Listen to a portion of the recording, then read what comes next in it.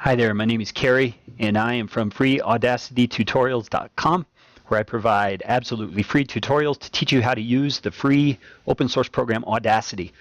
This particular tutorial is tutorial number 1. I'm going to show you the layout of Audacity for the absolute newbie. Here's how we go. Right up here at the top, you can see there are menu options. All of these are Windows type menu options where you can use them to access the various functions of the program, as you see. Now, I'm not going to go through each of these individually because they each have a lot of functions, and I'm going to cover those in future tutorials. Now, also on this, you can see this section is your play section. These are your controls that you use to play files and stuff. I have a file in here already, so let me show you how that goes. And right here is my output volume, so I can control that. This is a tune by my friend Adam Ray. You can find his music at heyreyguitar.com. That's H-E-Y-R-E-Y guitar.com. Check him out. I don't get any perks from that. I just love his music. Also here you have your tools. Let me show you those. This one is called your selection tool, where you can select a section. I'll go over that in future tutorials. This is your envelope tool, which helps you change the volume of the channels here within the track. I'll show you that in a future tutorial. The drawing tool, where you can draw on your particular thing. You have to zoom in further to make those happen. This is a zoom tool, which I don't use often because I use these zoom tools over here. This is called the time shift tool, which you use to move your tracks back and forth in the timeline. I'll show you that in a future tutorial. And this is a multi-tool, where you can use all those tools in various ways. I've already showed you the output volume and the input volume. This is where you choose where you want your output to go, whether it's through your sound card or through your speakers. This is where you choose what your input device is going to be, whether it's a microphone or your computer sounds, which is what this stereo mix is, or if I had a guitar or something connected through USB, it would show up here as well.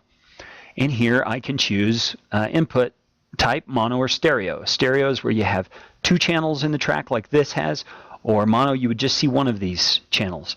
Here you have cut, copy, paste, just like normal. You have a trim tool where you can trim out sections. You have a silence tool where you can silence sections. You have an undo, redo. This is sync lock, where you can take 2 tracks that you have in here and connect them together so that if you move one of them, they both move and you don't lose the synchronization between them. And then here's your zoom tools, as I mentioned before. Over here, this little section right here is where you have a time shift or a speed tool, where you can change the speed of the track so that if you're wanting to edit at a higher speed so you don't have to take so long to listen to it, you can adjust that right there.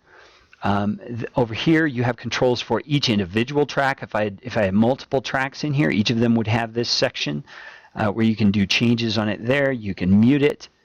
You can do solo. You can do all kinds of things. Down here is a scroll bar where you can move your track back and forth and zoom in on specific sections.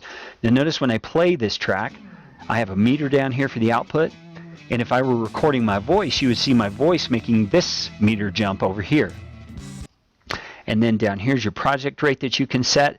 The higher this is, the better quality you're going to get. However, you don't want to go overboard on that, because the higher your quality you put in, the higher your file size.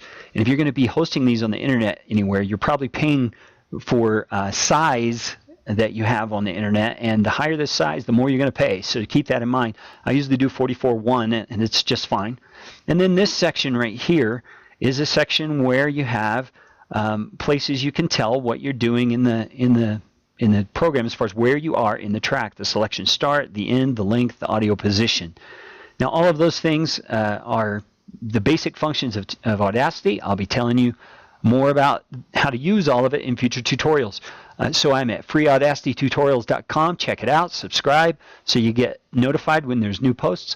And also check out there, I do podcast cover art and website headers that do not break the bank but are of great quality. So check me out there, freeaudacitytutorials.com. The links will be below this video. Thanks for watching the video. God bless you.